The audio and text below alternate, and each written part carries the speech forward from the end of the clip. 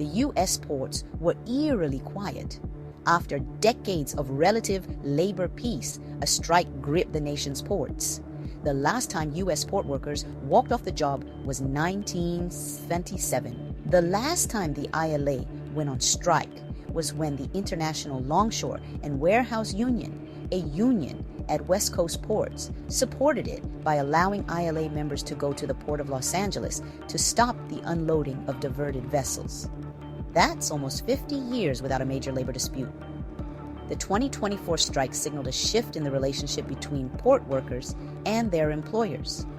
Since Tuesday, October 1st, no more containers have been moved between Maine and Texas. The 14 ports where preparations for a strike have been underway for days, if not at least a week or longer, that went on strike were New York, New Jersey, Boston, Philadelphia, Baltimore, Norfolk, Wilmington, Charleston, Savannah, Jacksonville, Miami, Tampa, New Orleans, Mobile, and Houston.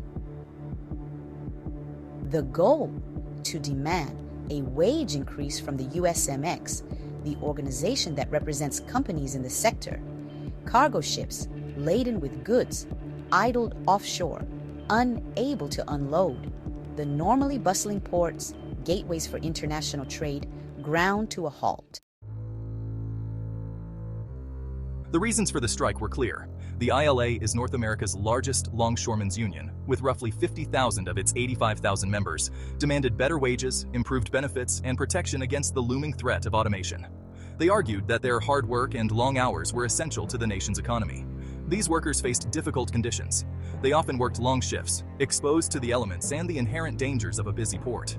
The COVID-19 pandemic had only highlighted the importance of their work, as they kept supply chains moving during a time of global crisis. The workers felt they deserved a larger share of the profits generated by the booming shipping industry. They pointed to the record profits reported by shipping companies in recent years. They argued that these profits should be shared with the workers who made them possible. One of the most contentious issues was automation.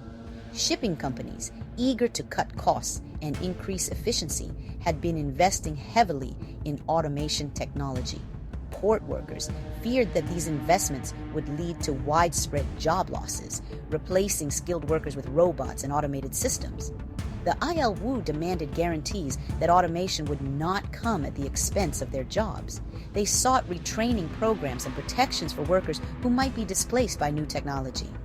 The negotiations were intense, with both sides digging in their heels. The strike garnered national attention, with politicians and economists weighing in on the potential consequences. Some argued that the workers' demands were unreasonable and would lead to inflation and economic hardship. Others expressed support for the workers, recognizing their contributions and the need for fair treatment. After a tense negotiation, a breakthrough was achieved. Yesterday, October 3rd, 2024, the ILWU and the Pacific Maritime Association announced a tentative agreement. The deal included a significant wage increase of 61.5% over 6 years. This historic agreement was a major victory for the port workers.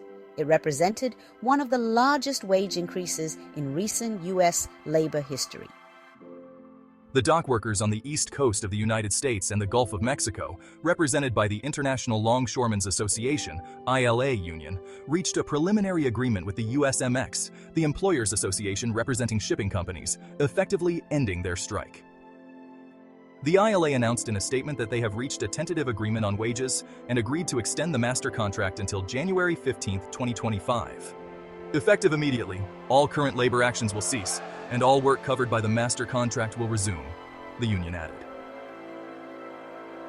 While the strike has led to a temporary halt in operations and a tentative agreement has been reached with work set to resume today, October 4th, 2024, it's important for ship owners and seafarers to stay prepared for when full activities pick up again.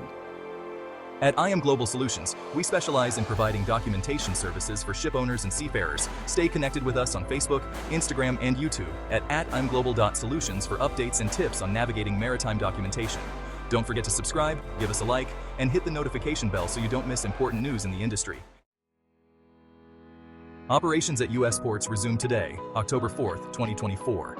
The tentative agreement extended the master contract until January 15, 2025. The strike caused supply chain disruptions and shortages, but the long-term economic impact is minimal. The strike's impact extends globally. The global maritime industry watched closely, as the negotiations could set a precedent worldwide.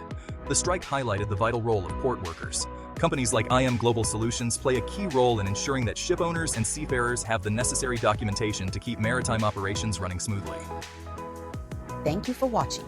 I am Indira McKnight. IM Global Solutions.